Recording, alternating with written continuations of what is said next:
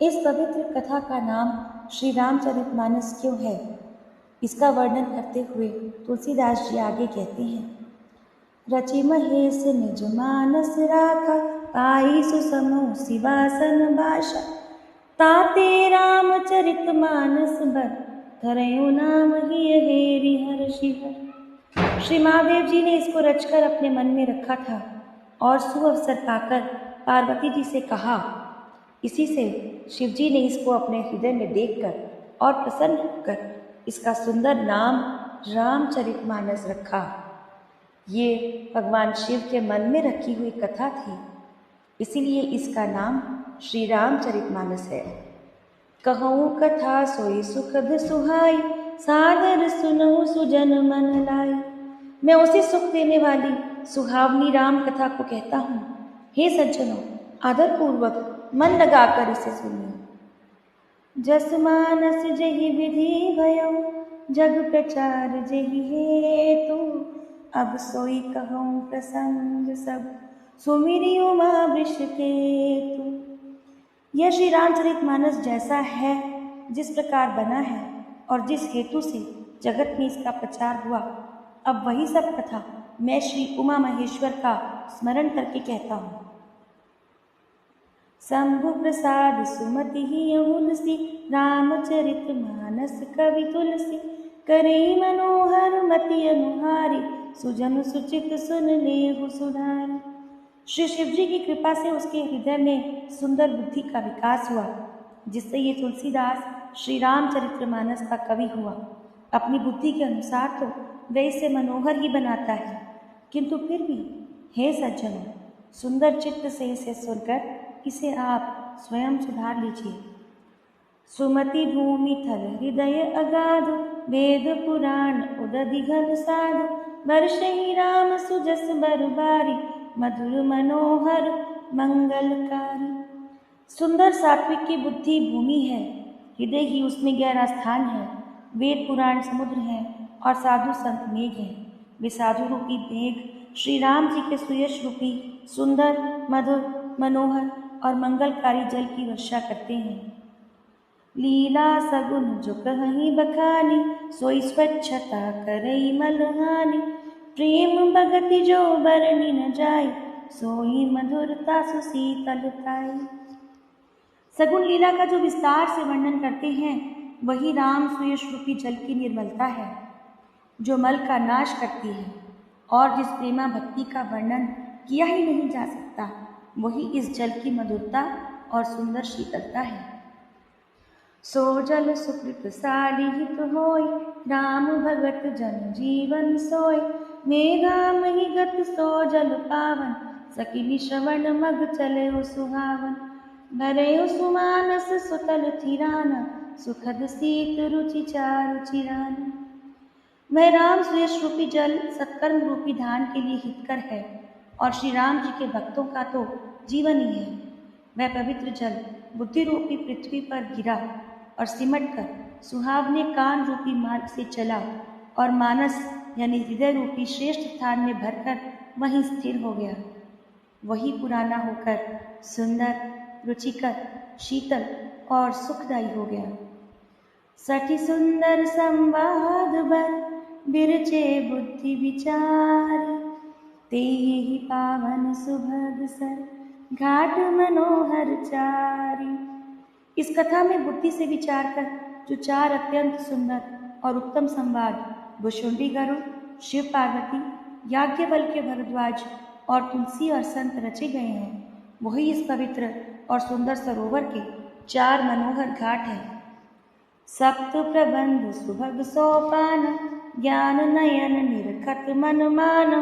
रघुपति महिमा गुण अबाधा, बरनब सोई बरबारी अगाधा। सात कांड ही इस मानस सरोवर की सुंदर सात सीढ़ियां हैं, जिनको ज्ञान रूपी नेत्रों से देखते ही मन प्रसन्न हो जाता है। श्री रघुनाथ जी की निर्गुण प्राकृतिक गुणों से अतीत और निर्बाध एक रस महिमा का जो वर्णन किया जाएगा, वही इस सुंदर जल की अथाह गहराई है। राम सीय जस सलिल सुधासम, उपमा बीच विलास मनोरम। पुरैनी सगन चारु चौपाई, जुगुटी मंजुमणि सीप सुहाई। श्री रामचंद्र जी और सीता जी का यश अमृत के समान जल है। इसमें जो उपमाएं दी गई हैं वही तरंगों का मनोहर विलास है। सुंदर चौपाइयाँ ही इसमें घनी फैली हुई पुरैन कमलिनी है और कविता की युक्तियाँ सुंदर मणि मोती उत्पन्न करने वाली सुहावनी सीपियाँ हैं। छंद सोरठा सुंदर दोहा, सोई बहुरंग कमल फुल सोहा। अर्थ अनूप सुभाव सुभासा, सोई पराग मकरंद सुबासा। जो सुंदर छंद सोरठे और दोहे हैं वही इसमें बहुरंगे कमलों के समूह सुशोभित हैं।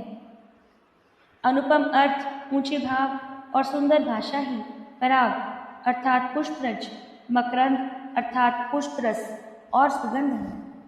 सुकृत पुंज मंजुल अलिमाला, ज्ञान विराग विचार मराला। दुनिया रेब कबत गुण जाति, मीन मनोहर ते बहुभांति। सत्कर्मों के पुंज भंवरों की सुंदर पंक्तियां हैं। ज्ञान वैराग्य और विचार हंस हैं।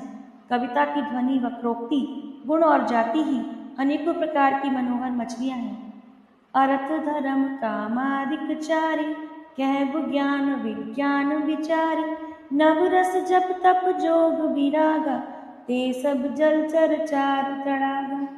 अर्थ धर्म काम मोक्ष, ये चारों ज्ञान विज्ञान का विचार की कहना। काव्य के 9 रस जप तप योग और वैराग्य के प्रसंग, ये सब इस सुंदर सरोवर के सुंदर जल जीव हैं।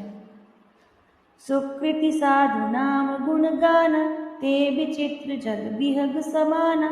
संत सभा चहु दिसिय विराई, श्रद्धा ऋतु बसंत समगाई।